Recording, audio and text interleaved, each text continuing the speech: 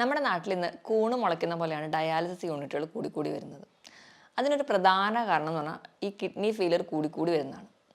ഇതിന് ഏറ്റവും വലിയ വില്ലൻ എന്ന് പറയുന്നത് നമ്മുടെ ജീവിതശൈലി തന്നെയാണ്. നമ്മുടെ ജീവിതശൈലിയായിട്ടോ അല്ലെങ്കിൽ നമ്മൾ ചെയ്യുന്ന പല തെറ്റുകളാണ് കിഡ്നീനെ അപകടത്തിലാക്കുന്നത്.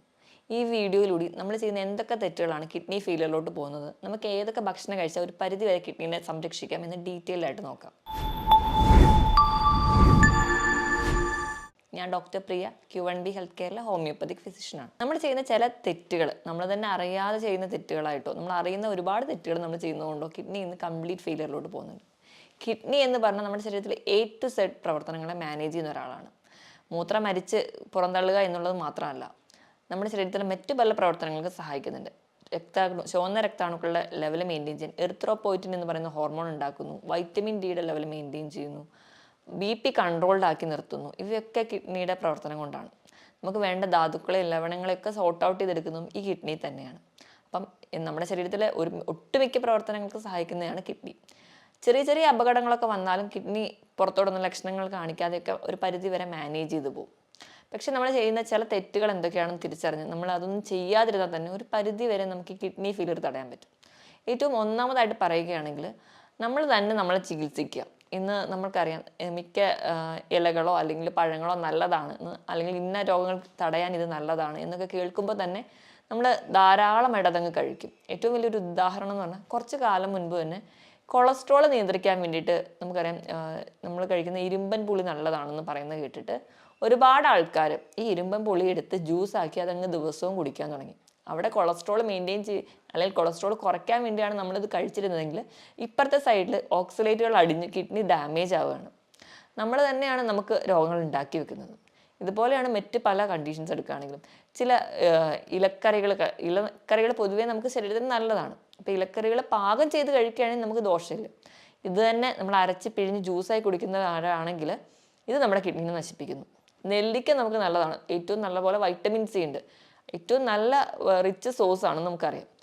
എന്നാൽ കുറച്ച് അധികം വൈറ്റമിൻ സി കിട്ടിക്കോട്ടെ എന്ന് ഓർത്തിട്ട് കോവിഡ് കാലങ്ങൾക്ക് അല്ലെങ്കിൽ പല ഇൻഫെക്ഷൻസ് തടയാൻ വേണ്ടിയിട്ട് നമ്മൾ ചെയ്യുന്ന ഒന്നാണ് ഒരു ദിവസം ഒരു 8-10 നെല്ലിക്ക എടുത്ത് അരച്ച് ജ്യൂസാക്കി കുടിക്കുക. അത് നമുക്ക് ദോഷം ചെയ്യും. ദിവസം 1-2 നെല്ലിക്ക അത്രയും നമ്മുടെ ശരീരത്തിന് ആവശ്യമുള്ളൂ. ഞാൻ ഈ പറഞ്ഞതെല്ലാം നിങ്ങൾ ജ്യൂസാക്കി കഴിക്കുകയാണെങ്കിലാണ് പ്രശ്നം ഉണ്ടാവുക. നമ്മൾ പാകം ചെയ്തിട്ടാണ് കഴിക്കുന്നതെങ്കിൽ നമ്മൾ ഇപ്പോൾ ചീരയൊക്കെ ആണെങ്കിൽ ഒരു ലിമിറ്റിൽ നമുക്ക് കുക്ക് ചെയ്ത് കഴിക്കുകയാണെങ്കിൽ നമുക്ക് കുഴപ്പമില്ല. നമ്മൾ ആ ജ്യൂസാക്കി കഴിക്കുമ്പോഴാണ് ഈ പറഞ്ഞ പ്രശ്നങ്ങൾ ഉണ്ടാവുന്നത്. ഇനി അടുത്തൊരു പ്രശ്നം എന്ന് പറഞ്ഞാൽ പെയിൻ കില്ലേഴ്സിൻ്റെ അധികമായിട്ടുള്ള ഉപയോഗം. ഡോക്ടേഴ്സിനെ കാണാനോ അല്ലെങ്കിൽ ഡോക്ടറെ കാണാനുള്ള ബുദ്ധിമുട്ട് കൊണ്ടോ ഒരു സമയലാഭത്തിന് വേണ്ടിയിട്ടോ സ്വയം ചികിത്സിക്കുക. പനി വരുമ്പോൾ ഉടനെ പാരസെറ്റമോളോ അല്ലെങ്കിൽ മറ്റ് പെയിൻ കില്ലേഴ്സോ അല്ലെങ്കിൽ ടെമ്പറേച്ചർ കുറയ്ക്കാൻ മറ്റ് ടാബ്ലറ്റ്സോ ഡിപ്പെൻഡ് ചെയ്യുക. ഇങ്ങനെയൊക്കെ ചെയ്യുന്നതിൻ്റെ ഭാഗമായിട്ട് ഡോക്ടറുടെ കൺസൾട്ടേഷൻ ഇല്ലാതെ മെഡിസിൻസ് എടുക്കുന്നതിൻ്റെ ഭാഗമായിട്ട് കിഡ്നി ഫെയിലിയറിലോട്ട് പോകാം. ഇനി അധികമായിട്ട് ഫോസ്ഫറസ് കണ്ടൻറ്റുള്ള ഭക്ഷണങ്ങൾ നമ്മൾ കൂടുതലായിട്ട് കഴിക്കാം. ഫോസ്ഫറസ് കണ്ടൻറ്റുള്ള ഭക്ഷണങ്ങൾ എന്ന് പറയുമ്പോൾ നമ്മൾ കഴിക്കുന്ന പേസ്ട്രി, കേക്ക്സ്, പുഡിംഗ് ഇവയിലൊക്കെ ധാരാളം ഫോസ്ഫറസ് ഉണ്ട്. ഇവ നമ്മുടെ ശരീരത്തിൽ അധികമായിട്ട് ചെന്ന് കഴിഞ്ഞാൽ പ്രശ്നമാണ്. അതുപോലെ തന്നെ സോഡിയത്തിൻ്റെ അളവ് കൂടിയാലും നമുക്കറിയാം BP കൂടാനൊരു കാരണം എന്ന് പറഞ്ഞാൽ സോഡിയം കൂടുന്നതാണ്. സോഡിയം എന്ന് പറയുമ്പോൾ സോഡിയം ക്ലോറൈഡ് ഫോമിൽ ഉപ്പായിട്ട് നമ്മൾ കഴിക്കുന്നത് വറുത്തതും പൊരിച്ചതുമായിട്ടുള്ള എല്ലാ വസ്തുക്കളിലും ഹോട്ടൽ ഫുഡുകളിൽ പ്രത്യേകിച്ച് അതൊന്ന് കേടുകൂടാതിരിക്കാനും അതുപോലെ തന്നെ ഒന്ന് ടേസ്റ്റ് കൂടാനും അവർ ആവശ്യത്തിലും കൂടുതൽ ഉപ്പാണ് ഉപയോഗിക്കുന്നത്. നമുക്ക് ദിവസവും കഴിക്കാവുന്ന ഉപ്പിൻ്റെ അളവ് എന്ന് പറഞ്ഞാൽ 5 ഗ്രാം ആണെങ്കിൽ അതിലും അധികം നമ്മുടെ ശരീരത്തിൽ ചെല്ലുമ്പോൾ അത് നമുക്ക് കിഡ്നി ഡാമേജിലോട്ട് എത്തിക്കുന്നുണ്ട്. ഇതൊക്കെ നമ്മൾ അറിയാതെ അല്ലെങ്കിൽ അറിഞ്ഞുകൊണ്ടോ ചെയ്യുന്ന ഒരുപാട് തെറ്റുകളാണ്. മദ്യപാനം, പുകവലി പോലെയുള്ള ശീലങ്ങൾ ഉണ്ടെങ്കിൽ അത് മറ്റ് ഓർഗൻസിനെ അഫക്റ്റ് ചെയ്യുന്നത് തന്നെ കിഡ്നിനെയും ബാധിക്കുന്നുണ്ട്. മദ്യം എന്ന് പറയുന്ന ഒരു ഡീഹൈഡ്രേറ്റിംഗ് ഏജൻ്റാണ്. അപ്പോൾ നമ്മുടെ ശരീരത്തിലെ വെള്ളത്തിനെ മുഴുവൻ ഊറ്റി കളയുകയും അത് നമ്മുടെ കിഡ്നിക്ക് സ്ട്രെയിൻ ചെയ്യുകയും അത് നമുക്ക് കിഡ്നി ഫെയിലിയറിലോട്ട് പോകും. പുകവലി എന്ന് പറയുമ്പോൾ അവിടെ ഉണ്ടാകുന്ന നിക്കോട്ടിൻ എന്ന് പറയുന്ന പ്രൊഡക്റ്റ് രക്തക്കുഴലിൽ അടിയുകയും അത് അടിയുന്ന ഭാഗമായിട്ട് കിഡ്നി ഫെയിലിയറിലോട്ട് പോകാം. കാരണം കിഡ്നിക്ക് വേണ്ട രീതിയിലുള്ള രക്തം പമ്പ് ചെയ്ത് എത്തുന്നില്ലാത്തതുകൊണ്ട്. അതുപോലെ നമ്മൾ വേണ്ട രീതിയിൽ വെള്ളം കുടിക്കാതിരുന്നാലും കിഡ്നീനെ ബാധിക്കും. നമ്മൾ ദാഹിക്കുമ്പോൾ മാത്രം വെള്ളം കുടിക്കുക അല്ലെങ്കിൽ ചോറുണ്ട് കഴിഞ്ഞ് ഒരു ഗ്ലാസ് വെള്ളം കുടിക്കുക, ഈ ഒരു ശീലമുള്ളവരാണെങ്കിൽ നമ്മുടെ ശരീരഭാരത്തിനനുസരിച്ച് വെള്ളം നമ്മുടെ ശരീരത്തിൽ എത്തിയില്ലെങ്കിലും നമുക്ക് കിഡ്നിക്ക് ഫെയിലിയറിലോട്ട് പോകാൻ കാരണമാകും. കാരണം നമ്മുടെ ശരീരഭാരം എടുക്കുകയാണെങ്കിൽ 25 കിലോയ്ക്ക് 1 ലിറ്റർ വെള്ളം, ഇതാണ് കണക്ക്. ഈ ഒരു കണക്കിൽ നമ്മൾ എന്തായാലും നിർബന്ധമായിട്ട് വെള്ളം കുടിക്കണം. അപ്പം അങ്ങനെ നിർബന്ധമായി വെള്ളം കുടിക്കാൻ അല്ലെങ്കിൽ കുടിക്കാൻ മടിയുള്ളവരാണെങ്കിൽ നിങ്ങൾ ബോട്ടിൽ രാവിലെ തന്നെ വെള്ളം എടുത്ത് വെച്ചിട്ട് അത് കുടിക്കാൻ വേണ്ടി ശീലിക്കുക. എങ്കിലൊരു പരിധി വരെ കിഡ്നി അപകടത്തിലാവുന്നത് നമുക്ക് തടയാൻ പറ്റും. ഇനി ഉറക്കത്തിന് വലിയൊരു ഫാക്ടർ ഉണ്ട്. ഉറക്കം എങ്ങനെ കിഡ്നീനെ പ്രൊട്ടക്റ്റ് ചെയ്യുന്നു നോക്കിക്കഴിഞ്ഞാൽ ഉറങ്ങുമ്പോൾ ഒരു പരിധി വരെ ഒരു കുറഞ്ഞ അളവിലെങ്കിലും കിഡ്നിക്ക് ചെറിയൊരു റെസ്റ്റ് ഉണ്ട്. കിഡ്നിയുടെ ലോഡ് കുറച്ച് കുറവാണ്. അപ്പോൾ നമുക്ക് കിഡ്നിക്ക് ചെറിയൊരു റെസ്റ്റ് കൊടുത്താൽ തന്നെ അത് കുറച്ചധികം കാലം കൂടി ഓടാൻ സഹായിക്കും. ഇനി നമ്മുടെ ഭക്ഷണത്തിൻ്റെ കാര്യം എടുക്കുകയാണെങ്കിൽ നമുക്കറിയാം, നമുക്ക് കൂടുതൽ ഇഷ്ടം നോൺ വെജ് ഫുഡ് കഴിക്കാനാണ്. എത്ര രാത്രി വൈകിയാലും പുറത്തു പോയി ഭക്ഷണം കഴിക്കാൻ നമുക്ക് എല്ലാവർക്കും ഇഷ്ടമാണ്. അതുകൊണ്ട് തന്നെയാണ് നമ്മുടെ നാട്ടിൽ രാത്രിയാണ് കൂടുതലും ഹോട്ടലുകളൊക്കെ പ്രവർത്തിക്കുന്നത്. രാവിലത്തെ ബ്രേക്ക്ഫാസ്റ്റ് നമ്മളെല്ലാവരും തന്നെ സ്കിപ്പ് ചെയ്യാൻ റെഡിയാണ്. അതുപോലെ തന്നെ ഉച്ചത്തെ ലഞ്ച് നമുക്കൊന്ന് മോഡറേറ്റ് ആയിട്ട് കൺട്രോൾ ചെയ്യാൻ ഇഷ്ടപ്പെടുന്നവരാണ്. പക്ഷേ രാത്രി നല്ല ഹെവി ആയിട്ട് തന്നെ കഴിച്ചിട്ട് കിടക്കും. ഈ ഒരു ശീലം ഉള്ളതുകൊണ്ട് തന്നെ അമിതവണ്ണം നമുക്ക് പെട്ടെന്ന് വരുന്നു, കുടവയറ് നമുക്ക് പെട്ടെന്ന് വരുന്നു. അമിതവണ്ണമൊക്കെ വരുമ്പോൾ തന്നെ ഏറ്റവും വലിയ വില്ലനാവുന്നത് ലോഡ് കൂടുകയാണ് കിഡ്നിക്ക്. അപ്പോൾ കിഡ്നിക്ക് ഒരുപാട് സ്ട്രെയിൻ ചെയ്യണം. അതിൻ്റെ ഭാഗമായിട്ട് കിഡ്നി പെട്ടെന്ന് ഡാമേജ് ആവാം. അതുപോലെ തന്നെ നമ്മൾ പ്രത്യേകിച്ച് വ്യായാമം ഒന്നും ചെയ്യാത്തതും ഈ അമിതവണ്ണത്തിന് കാരണമാകും. നമ്മൾ ഒരുപാട് സെഡൻറ്ററി ലൈഫാണ്, നമുക്ക് നമ്മുടെ ജോലി അല്ലെങ്കിൽ നമ്മൾ കുറേ ഗാഡ്ജറ്റുമായിട്ടാണ് ജീവിക്കുന്നത്. അപ്പോൾ നമുക്ക് വ്യായാമം ഇല്ലാത്തതും കിഡ്നിയുടെ ലോഡ് കൂട്ടുന്നുണ്ട്. ഞാൻ ഈ പറഞ്ഞ പോലെ ഒരുപാട് ഇറച്ചി അല്ലെങ്കിൽ റെഡ് മീറ്റ് കൂടുതലായിട്ട് കഴിക്കുന്നവരാണെങ്കിൽ ഈ ഒരു അമിതവണ്ണം എന്നുള്ളൊരു ആംഗിൾ കൂടാതെ തന്നെ നമ്മൾ അധികമായിട്ട് റെഡ് മീറ്റ് കഴിക്കുന്നതിൻ്റെ ഭാഗമായിട്ട് നമ്മൾ ബ്ലഡ് അസിഡിക് ആവുകയാണ്. നമ്മൾ അസിഡിക് pH ബ്ലഡ് മാറും. ഇത് കിഡ്നിക്ക് കൂടുതൽ സ്ട്രെയിൻ ഉണ്ടാക്കുന്നുണ്ട്. ഇത് കിഡ്നിക്ക് കൂടുതൽ സ്ട്രെയിൻ ഉണ്ടാക്കുമ്പോൾ കിഡ്നി ഒരുപാട് ഫങ്ഷൻ ചെയ്യേണ്ടി വരുന്നു. അങ്ങനെ കിഡ്നി ഡാമേജിലോട്ട് പോകുന്നുണ്ട്. ഇതുപോലെ തന്നെ ഈ ഒരു പ്രോസസ്സാണ് യൂറിക് ആസിഡിൻ്റെ കംപ്ലയിൻസ് ഉള്ളവർ നടക്കുന്നത്. അവരും കൂടുതലായിട്ട് റെഡ് മീറ്റ് കഴിക്കുന്നു, ബ്ലഡ് ഒരു അസിഡിക് pH പോകുന്നു, ക്രിസ്റ്റൽ ഫോർമേഷൻ വരുന്നു, അവർക്ക് കിഡ്നി സ്റ്റോൺസ് ഉണ്ടാവുന്നു. അതും ഒരു കിഡ്നി ഡിസീസിലോട്ട് മാറുന്നുണ്ട്. അപ്പം മാക്സിമം നിങ്ങൾ നോൺ വെജ് പ്രോട്ടീൻസ് കഴിക്കാതെ കുറച്ചുകൂടെ വെജ് പ്രോട്ടീൻസ് അല്ലെങ്കിൽ വെജിറ്റബിൾസും ഫ്രൂട്ട്സും അതിനെ ബാലൻസ് ചെയ്യുന്ന രീതിയിൽ കഴിക്കാൻ വേണ്ടി ശ്രദ്ധിക്കുകയാണെങ്കിൽ ഒരു പരിധി വരെ നമുക്ക് കിഡ്നീനെ പ്രൊട്ടക്ട് ചെയ്യാം. ഞാൻ ഈ പറഞ്ഞ ശീലങ്ങൾ, ഈ കുറച്ച് ശീലങ്ങളാണ് നമ്മുടെ കിഡ്നി ഡാമേജിലോട്ട് പെട്ടെന്ന് എത്തിക്കുന്നത്.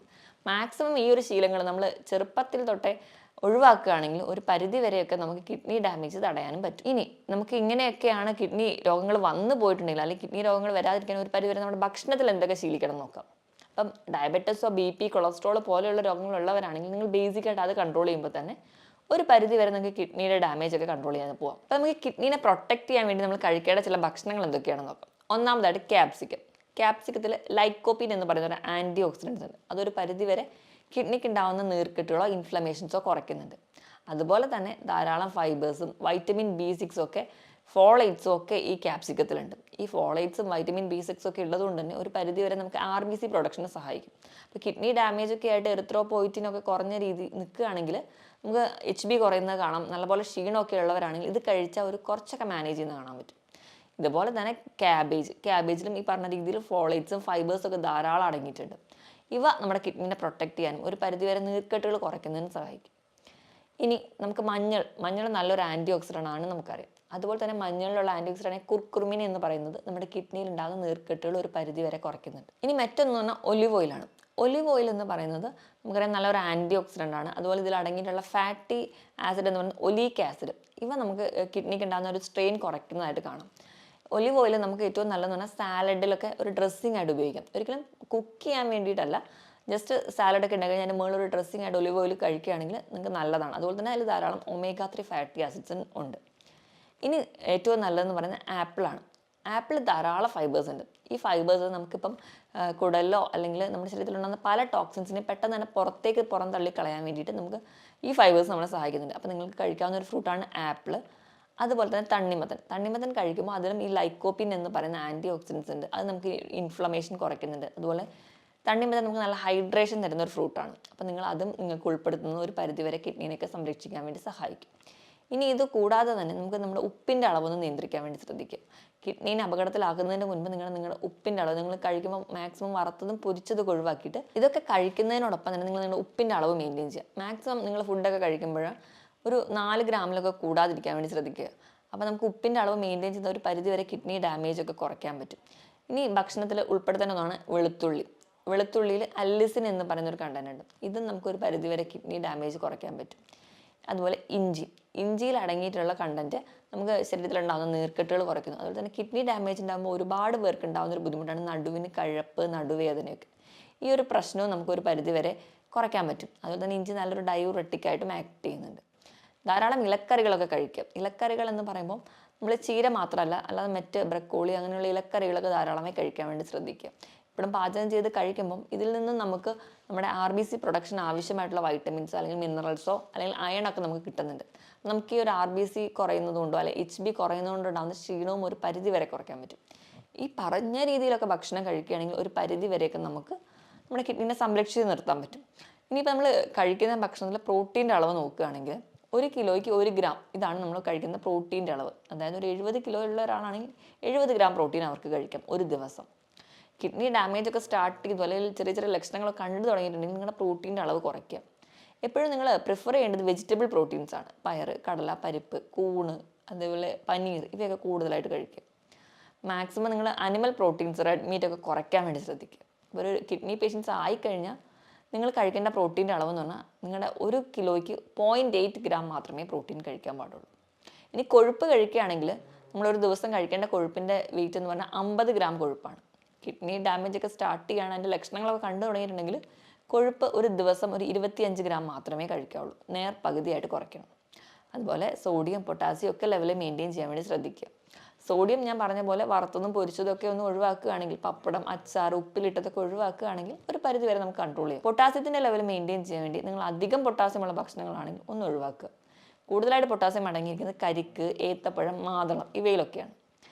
മാക്സിമം നിങ്ങൾ കഴിയുമ്പോൾ ഫ്രൂട്ട്സ് തിരഞ്ഞെടുക്കുമ്പോൾ പൊട്ടാസ്യം കുറവുള്ള പൈനാപ്പിൾ, ആപ്പിൾ, ബെറീസ്, പേരയ്ക്ക ഇവയൊക്കെ കൂടുതലായിട്ട് തിരഞ്ഞെടുക്കാൻ വേണ്ടി ശ്രദ്ധിക്കുക. ഇനി ഏത്തപ്പഴമൊക്കെ കഴിക്കാൻ താല്പര്യം ഉണ്ടെങ്കിൽ വല്ലപ്പോഴും കഴിക്കുമ്പോൾ പുഴുങ്ങി കഴിക്കുകയാണെങ്കിൽ ഒരു പരിധി വരെയൊക്കെ നമുക്ക് സോഡിയം, പൊട്ടാസ്യത്തിൻ്റെ അളവ് കുറയ്ക്കാൻ പറ്റും. ഞാൻ ഈ പറഞ്ഞ രീതിയിലൊക്കെ ഭക്ഷണം കൂടുതലായിട്ട് ഹെൽത്തി ആയിട്ട് കഴിക്കുക, കൃത്യമായിട്ട് വ്യായാമം ചെയ്യുക, നല്ല രീതിയിൽ കൃത്യമായിട്ട് ഉറങ്ങുക. അതായത് ഒരു 6-7 മണിക്കൂർ കൃത്യമായിട്ട് തന്നെ ഉറങ്ങാൻ വേണ്ടി ശീലിക്കുക. വ്യായാമം ആഴ്ചയിൽ 5 ദിവസമെങ്കിലും മാക്സിമം നിർബന്ധമായിട്ട് തന്നെ ചെയ്യാൻ വേണ്ടി ശ്രദ്ധിക്കുക. നല്ല രീതിയിൽ തന്നെ നിങ്ങൾക്ക് ആവശ്യത്തിന് വേണ്ടിയുള്ള വെയിൽ കൊള്ളുക, കൃത്യമായി വെള്ളം കുടിക്കുക. അപ്പോൾ നിങ്ങൾക്ക് കുറച്ചുകൂടെ ഹെൽത്തി ആയിട്ട് ഇരിക്കാൻ പറ്റും. അതുപോലെ ഞാൻ ആദ്യം പറഞ്ഞ രീതിയിലുള്ള തെറ്റുകൾ മാക്സിമം ഒഴിവാക്കുക. അങ്ങനെയാണെങ്കിൽ ഒരു പരിധി വരെ നമുക്ക് നമ്മുടെ കിഡ്നീനെ പ്രൊട്ടക്റ്റ് ചെയ്യാൻ പറ്റും. ഞാൻ ഈ പറഞ്ഞ കാര്യത്തിൽ എന്തെങ്കിലും ഡൗട്ട് ഉണ്ടെങ്കിൽ നിങ്ങൾ താഴെ കാണുന്ന നമ്പറിൽ കോൺടാക്ട് ചെയ്യുക. മറ്റൊരു ഹെൽത്ത് ടോപ്പിക്കുമായിട്ട് വീണ്ടും കാണുന്നത് വരെ നന്ദി.